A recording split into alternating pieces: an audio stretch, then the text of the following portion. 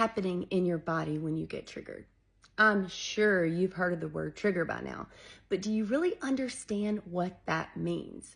In order to recognize and identify when you're having a trigger, you have to understand what it is. So I'm gonna tell you. Welcome to part 2.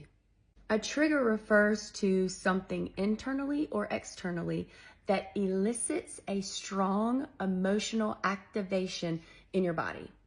To be triggered means to feel the sensations of that emotional activation, usually deeply to your core.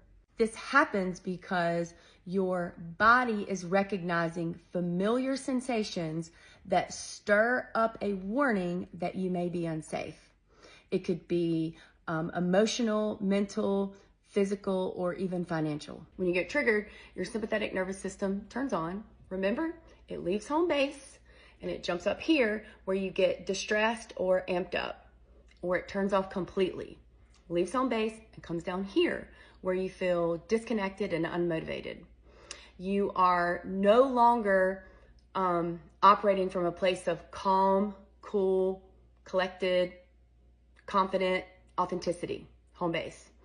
Therefore, you behave or make decisions from a place of stress or fear. Have you ever been so hyped up that you acted out of character, or felt so numb that you couldn't complete a simple task? And then when you got back to a place of calm, you were kind of embarrassed about your behavior?